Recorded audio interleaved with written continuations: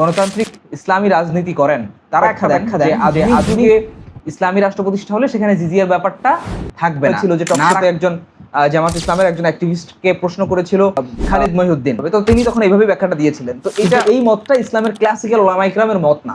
আধুনিক যুগের সমসাময়িক কিছু আলেম যেমন ডক্টর আব্দুল করিম জাইদান, ডক্টর ইউসুফ আল কারদাউই, খুবই ভয়ঙ্কর একটা বিষয় যে খারেজি মতভিন্নতা, ইতিহাসে রাজনৈতিক মতভিন্নতার কারণে কাউকে খারেজি বলা, এটা নিজের ইমানের জন্য এটা খতরনাক। আলহামদুলিল্লাহ ওয়াসসালাতু ওয়াসসালামু আলা রাসূলিল্লাহ ওয়া আলা আলিহি ওয়া আসহাবিহি আজমাইন। আমরা গতকাল আলোচনা করছিলাম যে ইসলামী রাষ্ট্র ব্যবস্থার অর্থ ব্যবস্থাটা কেমন হবে। ইসলামী রাষ্ট্র যদি কায়েম হয় তো সেখানে অর্থনীতি কিভাবে চলবে, রাষ্ট্রের যে খরচ, সেই খরচের যোগান কোথা থেকে আসবে, কি কি উৎস থাকবে। তো সেখানে আমরা যে বিষয়গুলো আলোচনা করেছিলাম, মৌলিক 7টা উৎস থেকে বাইতুল মাল আয় করে থাকে বা রাষ্ট্র আয় করবে। এক হচ্ছে জাকাত, 2 হচ্ছে জিজিয়া, খারাজ, উসর, গনিমত, ফাই এবং অন্যান্য খাত। তো আমরা সেখানে জাকাত এবং জিজিয়া নিয়ে বিস্তারিত আলোচনা করেছিলাম। জিজিয়া নিয়ে ইসলাম বিদ্বেষী কিংবা ইসলাম বিরোধী যারা ইসলাম চায় না বা ইসলামী শাসন পছন্দ করে না, তারা বিভিন্ন আপত্তি তুলে থাকে যে জিজিয়া হচ্ছে অমুসলিমদের জন্য একটা নিপীড়ন টাইপের, তাদের উপর একটা অত্যাচার টাইপের, তাদেরকে সেকেন্ড ক্লাস নাগরিক বানিয়ে রাখার মতন একটা ব্যাপার। তো সেটা নিয়ে আমরা আলোচনা করেছিলাম যে এটা তাদের এই ব্যাখ্যাটা কেন ভুল। তো এখানে আর একটা বিষয় আসে যে যারা আধুনিক গণতান্ত্রিক ইসলামী রাজনীতি করেন তারা একটা ব্যাখ্যা দেন যে আধুনিক যুগে ইসলামী রাষ্ট্র প্রতিষ্ঠা হলে সেখানে জিজিয়ার ব্যাপারটা থাকবে না, না রাখারও একটা সুযোগ আছে। এই ব্যাখ্যাটাও আছে, যদিও আমরা আমাদের এই বইটাতে এই ব্যাখ্যাটাকে আমাদের মূল আলোচনার মধ্যে আনিনি। এটা লেখকের সাথে আলোচনা করে আমি টিকাতে উল্লেখ করেছিলাম। এটার একটা অবস্থান বা একটা মত আছে। সেটা কি? সেটা আধুনিক যুগের সমসাময়িক কিছু আলেম যেমন ডক্টর আব্দুল করিম জাইদান, ডক্টর ইউসুফ আল কারদাউই, এরকম কয়েকজন আছেন, তারা মত দিয়েছেন যে আধুনিক জাতিরাষ্ট্রের মধ্যে যদি ব্যাপারটা এমন হয় যে অমুসলিমদেরকে ইসলামী রাষ্ট্রের সেনাবাহিনীতে অন্তর্ভুক্ত করা হলো, এটার মাধ্যমে তারা একটা প্রতিনিধিত্বমূলক ব্যবস্থার মধ্যে চলে আসবে যে রাষ্ট্র অমুসলিমদেরকে নিরাপত্তা দেবে।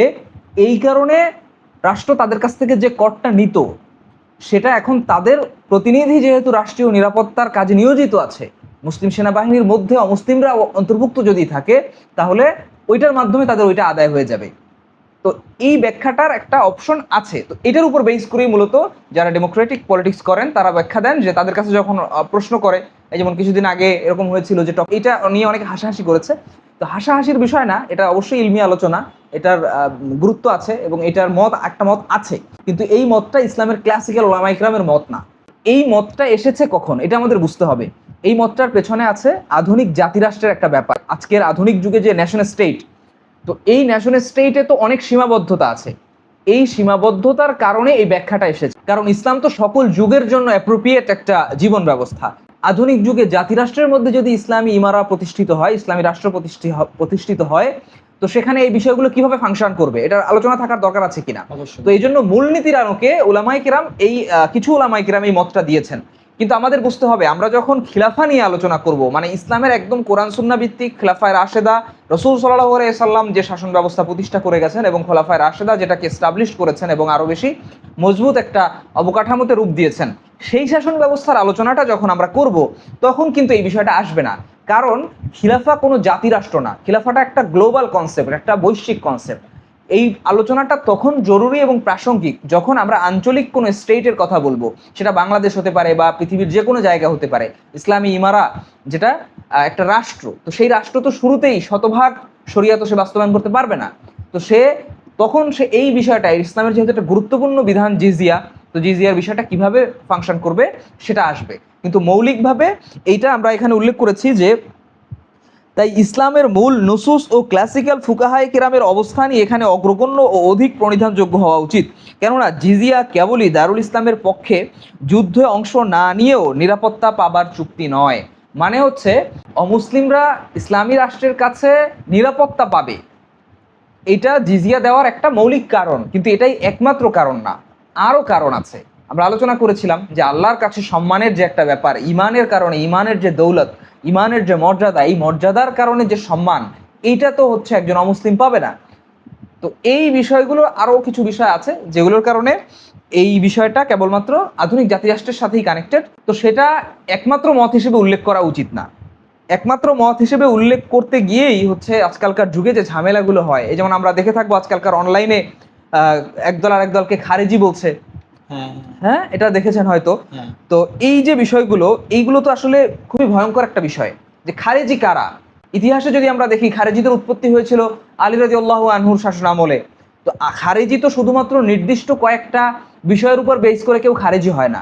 যেমন খারেজিদের একটা মৌলিক বৈশিষ্ট্য হচ্ছে যে খারেজিরা মুসলিমদেরকে কাফির মনে করে, মানে কবিরা গুনাহকারী কোনো মুসলিমকে তারা কাফের বলে, এবং তারা মুসলিম শাসকের বিরুদ্ধে বিদ্রোহকে বৈধ মনে করে, এবং এটা তাদের একটা দ্বীনি ফরজিয়া, ধর্মীয় একটা দায়িত্ব মনে করে। তারা মুসলিম শাসককে যে ঈমান আকীদার দিক থেকে ঠিক আছে এবং রাষ্ট্রকে কোরআন এবং সুন্নাহ মোতাবেক পরিচালিত করছে, কিন্তু কিছু জায়গায় তার বিচ্যুতি আছে, কিছু জায়গায় হয়তো সে ভুল কাজ করছে, ইভেন সেটা যদি কুফরি পর্যায়েরও হয়, তো আলেমরা ডিসাইড করবেন, উলামায়ে কেরাম ডিসাইড করবেন যে ওই কুফরিটা কি তাকে দিন থেকে বের করে দিয়েছে নাকি এটা একটা কবিরা গুনাহ হয়েছে। তো এই রকমের মুসলিম শাসকদেরকেও যারা তাকফির করত, তারা ছিল খারেজি। এখন আজকালকার যুগে যদি কেউ খারেজিদের কোনো একটা বা দুইটা বৈশিষ্ট্য কারোর মধ্যে দেখা যায়, এটার উপর বেস করেই কাউকে খারেজি বলা যায় না। এই বিষয়ে ক্লাসিক্যাল ওলামায়ে কেরাম থেকে আজকের যুগের ওলামায়ে কেরামের মধ্যে এই বিষয়ে মোটামুটি সবার মধ্যে ঐক্যমত আছে যে আপনি কাউকে চাইলেই, কারোর মধ্যে একটা বৈশিষ্ট্য দেখলেই তাকে খারেজি বলতে পারবেন না। কিন্তু বর্তমানে এটাই হয়, এটাই হচ্ছে। তো এই যে খারেজি বলাটা, এটা কত ভয়ানক হতে পারে। খারেজি মানে কি, আপনি চিন্তা করেন, খারেজি মানে হচ্ছে সে ইসলাম থেকে বের হয়ে গেছে, তার মানে সে কাফের। তো আপনি কাফের শব্দ উচ্চারণ করছেন না, কিন্তু আপনি তাকে কাফের বলছেন, তাকে তাকফির করছেন। এটা কত বড় ভয়ানক একটা ব্যাপার চিন্তা করেন আপনি। যে বুখারী এবং মুসলিমে একটা হাদিস এসেছে, যে বিখ্যাত হাদিসটার ব্যাপারে আমরা জানি যে কেউ যদি কাউকে কাফের বলে, ইদা ক্বালা রাজুলু লি আখিহি ইয়া কাফির, যদি কোনো একজন ব্যক্তি তার অন্য কোনো ভাইকে, দেখেন রাসূল সাল্লাল্লাহু আলাইহি ওয়াসাল্লামের শব্দচয়ন দেখেন, লি আখিহি বলা হচ্ছে এখানে, মানে তার ভাইকে, মানে একজন মুসলিম ভাইকে সে যদি কাফের বলে, ফাকাদ বাআ বিহা আহাদুহুমা, তাদের দুইজনের মধ্য থেকে একজন অবশ্যই কাফের। এবং এটা মুত্তাফাকুন আলাইহি, বুখারী এবং মুসলিম উভয় গ্রন্থে এটা সংকলন হয়েছে। তার মানে এটা কত সিরিয়াস একটা বিষয় যে আপনি একজনকে ইসলাম থেকে বের করে দিচ্ছেন। তো যদি সেই ব্যক্তি কাফির না হয়, সে যদি খারেজি না হয়, তাহলে কিন্তু অটোমেটিক্যালি এটা আপনার দিকে ফিরে আসবে, আপনি এটা আপনার এবং অনেক বড় ভয়ানক বিষয়। তো মুহাদ্দিসিনে কেরাম এটা ব্যাখ্যায় বলেছেন যে এটা আসলে লিটারেলি সে কাফের হয়ে যাবে বিষয়টা এমন না, বরঞ্চ এই কাজটার ভয়াবহতা বোঝানোর জন্য বলা হয়েছে যে দুইজনের মধ্যে থেকে একজন অবশ্যই কাফির হয়ে যাবে। তো রাজনৈতিক মতভিন্নতার কারণে কাউকে খারেজি বলা, এটা ইমানের জন্য, নিজের ইমানের জন্য এটা খতরনাক বিষয়। তো এই বিষয়ে আমাদের সতর্ক থাকা উচিত। তো আমরা যেখানে ছিলাম যে ইসলামী রাষ্ট্রের আয়ের উৎসগুলো, তো আমরা জাকাত এবং জিজিয়া নিয়ে আলোচনা করেছি। এরপর একটা গুরুত্বপূর্ণ হলো খারাজ। খারাজ হলো ভূমিকর। ইসলামী আইন অনুসারে দারুল ইসলামের বসবাসকারী কাফিরা তাদের কৃষি জমির ওপর বার্ষিক একটা কর দেবে, এটাকেই ফিখের পরিভাষায় খারাজ বলে। খারাজের দুইটা প্রকার আছে, একটা হচ্ছে খারাজুল ওজিফা, একটা হচ্ছে খারাজুল মুকাসামা। খারাজুল ওজিফা কোনটা, যেটা হচ্ছে জমির পরিধি, আকার এবং প্রকৃতি বা ধরন দেখে যেটার উপরে করের পরিমাণ নির্ধারণ হয়। হযরত ওমর রাদিয়াল্লাহু আনহু যখন ইরাকের কৃষিভূমির জন্য কর নির্ধারণ করেন, তখন সব জমির জন্য সমপরিমাণ কর নির্ধারণ করেননি। শুষ্ক জমি, উর্বর জমি, অনাবাদি জমি নানা শ্রেণীবিন্যাস করে ভিন্ন ভিন্ন পরিমাণে কর নির্ধারণ করেন। সে সময়কার কোনো সাহাবীরাও এটাতে আপত্তি করেননি, যার ধরুন বোঝা যায় যে এটা সাহাবীরাও এটা মেনে নিয়েছেন, বা সাহাবায়ে কেরামের এটার মোটা দাগে একটা ইজমা আছে। খারাজুল মুকাসিমা কোনটা, যদি কোনো ভূমির জন্য 1/6 বা 1/5 করে নির্দিষ্ট করে দেওয়া হয় যে এই জমির জন্য এইটাই, তাহলে ওইটাকে বলা হয় মুকাসামা। এবং এটা রাসূল সাল্লাল্লাহু আলাইহি সাল্লামের সময় তিনি যখন খাইবার বিজয় করেন, খাইবার বিজয়ের পর ইহুদিদের জমির উপরে এই করটা নির্ধারণ করা হয়েছিল। তো হযরত ওমর রাদিয়াল্লাহু আনহুর আমল থেকে বোঝা যায় খারাজের পরিমাণ নির্দিষ্ট করার পক্ষে ছিলেন না তিনি।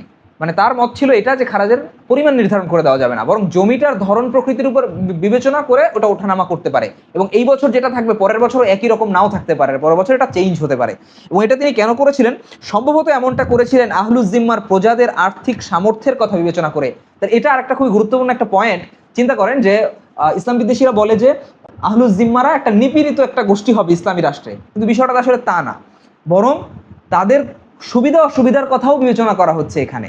এবং এর আগেও আমরা জিজিয়ার আলোচনার সময় দেখেছি যে যারা অসামর্থ্য, জিজিয়া আদায় যাদের সামর্থ্য নেই, তাদের জন্য ইসলামী রাষ্ট্র এই সুযোগ রাখবে যে তাদের জিজিয়া দিতে হবে না, তারা এমনিতেই রাষ্ট্রীয় নিরাপত্তা পাবে। এবং রাষ্ট্র যদি কাউকে নিরাপত্তা দিতে না পারে, তো সেক্ষেত্রে তার কাছ থেকে এমনিতেই জিজিয়া নেওয়া হবে না, বরং নিলেও সেটা ফেরত দেওয়া হবে। এটা নজিরও ইসলামী ইতিহাসে পাওয়া যায়। তো হাম্বলি ও শাফিঈদের মতে দারুল ইসলামের শাসকের ক্ষেত্রে এই স্বাধীনতা আছে, তিনি চাইলে খারাজের অর্থের পরিমাণে কম বেশি করতে পারবেন। কিন্তু হানাফিদের মতে কিন্তু হানাফিদের মতে এক্ষেত্রে হযরত ওমর রাদিয়াল্লাহু আনহু কর্তৃক আরোপিত কর ধর্তব্য হবে। শাসক চাইলে কিছুটা কমাতে পারবেন, কিন্তু হযরত ওমর কর্তৃক নির্ধারিত পরিমাণের চেয়ে বাড়াতে পারবেন না। তো এরপরে আছে খেরাত সম্পর্কিত কয়েকটি জরুরি মাসালা এবং বিভিন্ন মাযহাবের মত অনুযায়ী কোনটা কি কোনটা কম বেশি, এটা নিয়েও তো ইসলাম বিদ্বেষীরা খুব প্রশ্ন তোলে। দেখে থাকবেন হয়তো যে ইসলাম কায়েম হলে কোন ইসলাম কায়েম হবে, হানাফি ইসলাম না শাফি ইসলাম না মালিকি ইসলাম। কিন্তু এখানে একটা গুরুত্বপূর্ণ বিষয় হচ্ছে, এটা এরা যে জানে না তা না, এটা আমার যেটা ধারণা এরা জানে, কিন্তু আলেমদেরকে বা যেই আলেমদেরকে তারা টকশোতে ডাকে তাদেরকে কোণঠাসা করার জন্য মূলত এই প্রশ্নগুলো করে, কিন্তু এটা সুনির্দিষ্ট জবাব আমাদের কাছে আছে। পাল্টা প্রশ্ন আসতে পারে যে তাহলে তোমরা যে সেকুলারিজমের কথা বলো, এটা কোন সেকুলারিজম? এটা কি ভারতের সেকুলারিজম, নাকি এটা কি সেকুলারিজম আমেরিকার সেকুলারিজম, নাকি এটা ইউকের সেকুলারিজম? এটা কোন জায়গার সেকুলারিজম? কারণ প্রত্যেকটা এই যে দেশগুলোর কথা বললাম, আরো যে দেশগুলো আছে ইউরোপের বিভিন্ন কান্ট্রি, এই কান্ট্রিগুলোর মধ্যেও কিন্তু সেকুলারিজমে আলাদা আলাদা সংজ্ঞা আছে, আলাদা আলাদা ধরন আছে। সংজ্ঞা হয়তো একাডেমিক্যালি থিওরিটিক্যালি ওইভাবে সংজ্ঞা আলাদা আলাদা নাই, সংজ্ঞা হয়তো সবাই মোটামুটি কাছাকাছি একই রকম সংজ্ঞার কথা বলবে, কিন্তু তাদের অ্যাপ্লিকেশনের ক্ষেত্রে, তাদের আমলের ক্ষেত্রে কিন্তু এটার পার্থক্য বা ভিন্নতা আছে। হ্যাঁ, ব্রিটিশ কমন ল যারা যারা বলে আমরা মানতেছি, যারা ব্রিটিশ উপনিবেশ যে সমস্ত দেশে ছিল তাদের তো ম্যাক্সিমামই ব্রিটিশ কমন ল ফলো করে। ব্রিটিশ কমন ল তাদের এক্সিকিউশনের মধ্যে কিন্তু সবাই সমানভাবে এক্সিকিউশন করে না। এটার মধ্যে কেউ কেউ তাদের স্থানীয় কালচার যে আছে, স্থানীয় যে সংস্কৃতি, সেই সংস্কৃতির উপর বেস করে, ধর্মের উপর বেস করে কেউ কেউ কোনো কিছুতে পরিবর্তন এনেছে। তো তার মানে আপনি ব্রিটিশ কমন ল তো সব জায়গায় একরকম পাচ্ছেন না, অবশ্যই না। তো কিন্তু ইসলামের ক্ষেত্রে আসলে আপনি প্রশ্ন করছেন যে হানাফি না শাফি না মালিকি, কিন্তু আপনি দেখেন ইসলামের মৌলিক বিধিবিধান হদ, যেটা কোরআন এবং সুন্নাতে সুস্পষ্ট পরিণীত যে শাস্তির বিধানগুলো আছে, সেগুলোর ক্ষেত্রে চার মাযহাবের মধ্যে কিন্তু কোনো দ্বিমত নাই। হ্যাঁ, এটার অ্যাপ্লিকেশনের ক্ষেত্রে হয়তো একটু এদিক সেদিক হতে পারে, এটার পরিমাণ মাত্রার উপরে। এরপর আর একটা বিধান হচ্ছে, ইসলামে তো হদই একমাত্র শাস্তি না, আরেকটা আছে তাজির। তাজিরের ক্ষেত্রে হচ্ছে শাস্তিতে কম বেশ আছে, ভিন্নতা আছে, এবং এটা শাসকের কিছুটা ইজতেহাদের এখানে এখতিয়ার দেওয়া হয়েছে, এবং যে বিচারক যিনি থাকবেন তার এখানে ইজতেহাদের কিছু বিষয় থাকবে। এবং এটা আপনি দেখেন ব্রিটিশ কমন লতেও কি সবকিছু লিপিবদ্ধ থাকে?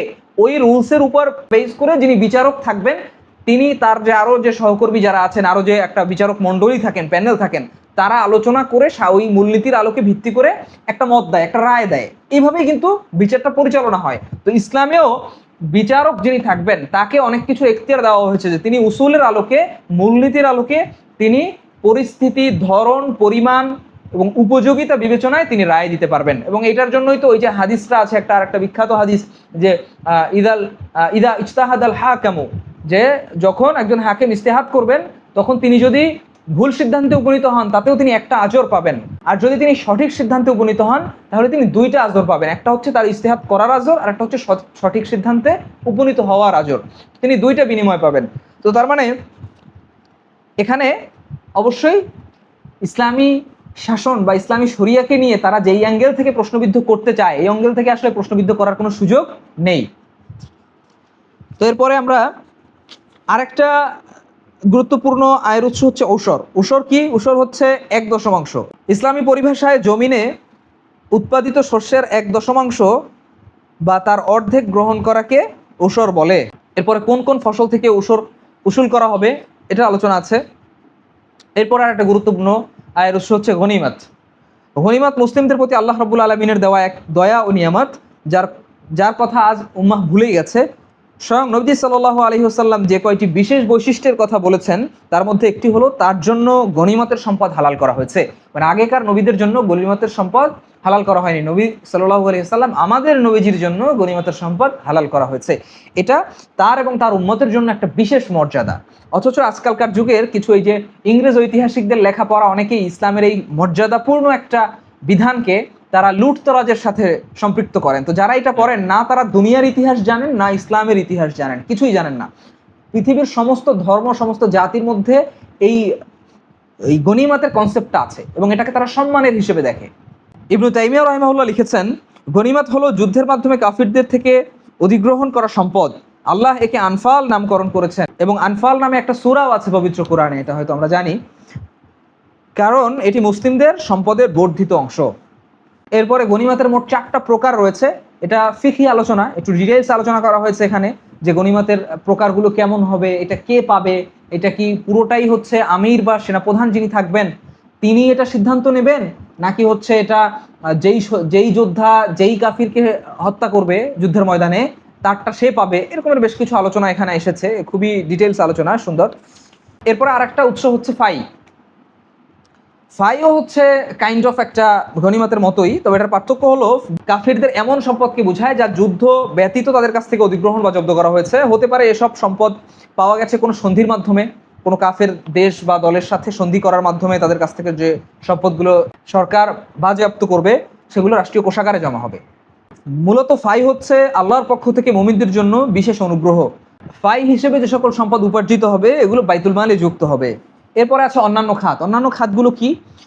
যদি কেউ মারা যায় কিন্তু তার কোনো উত্তরাধিকারী না থাকে তাহলে তার সম্পদের মালিকানা হবে বাইতুল মালের। এরপরে কোনো দস্যু দলের কাছ থেকে যদি কোনো সম্পদ পাওয়া যায়, এর মালিক কে তা জানা না যায়, তাহলে এসবের মালিক হবে বাইতুল মাল।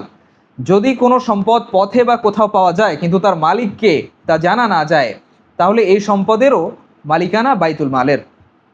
এরপরে যদি জিহাদের প্রয়োজনে বা রাষ্ট্রীয় কোনো কল্যাণমূলক কাজের প্রয়োজনে রাষ্ট্রের অর্থের প্রয়োজন হয়, তখন রাষ্ট্রপ্রধান, ইমাম বা আমির, খলিফা তিনি চাইলে যারা ধনী আছেন তারা তো বাৎসরিক জাকাত দেয়নি, বাকি তাদের কাছ থেকে আলাদা করেও একটা আর্থিক সহযোগিতা নেওয়া হয়। নিতে পারবেন তিনি, এটার সুযোগ আছে। এরপর বাইতুল মালের ব্যয়ের খাত। বাইতুল মাল কি যাচ্ছে তাইভাবে ব্যয় করতে পারবে? অবশ্যই না। ইসলামী সরকার চাইলেই, আমরা যেমনটা বিভিন্ন সময় ইতিহাসে পড়েছি, আগেকার যুগে বংশানুক্রমিক যে শাসক ছিল তারা তো সবাই ন্যায়পরায়ণ ছিলেন না, তাদের মধ্যে বড় একটা অংশই তো জালিম শাসক ছিলেন। হ্যাঁ, তারা অবশ্যই মুসলিম ছিলেন কিন্তু জালিম শাসক ছিলেন। তাদের শাসন ব্যবস্থা অবশ্যই শরিয়া ছিল কিন্তু তার মধ্যে দুর্নীতিও ছিল। তো তারা অনেক সময় কি করতেন আমরা দেখেছি, বা অনেক সময় গল্প উপন্যাসে অতিরঞ্জিত করেও কিছুটা তুলে ধরা হয়, যে তারা তাদের পছন্দসই পন্থায় ব্যবহার করতেন, তাদের পছন্দসই ক্ষেত্রে তারা ব্যয় করতেন। এই বিভিন্ন কবি, গায়ক তাদেরকে খুলে খুলে দান করতেন, হাত খুলে দান করতেন, হ্যাঁ, স্বর্ণমুদ্রা থলে থলে ভরে দিয়ে দিতেন। তো এই রকমের আসলে সুযোগ ইসলামী খিলাফাতে বা ইসলামী রাষ্ট্র ব্যবস্থায় এই সুযোগ নেই, এটা করা যাবে না। বরং সুনির্দিষ্ট যে খাতগুলো রয়েছে সেখানেই তাকে ব্যয় করতে হবে। একটা তো হচ্ছে জাকাত। জাকাতের অর্থগুলো, জাকাতের যারা হকদার আছে তাদেরকে রাষ্ট্র বুঝিয়ে দেবে। এরপরে আছে গনিমত। গনিমতের যে অংশ, এটার 1/5 রাষ্ট্র পাবে, খুমুস বলে এটাকে।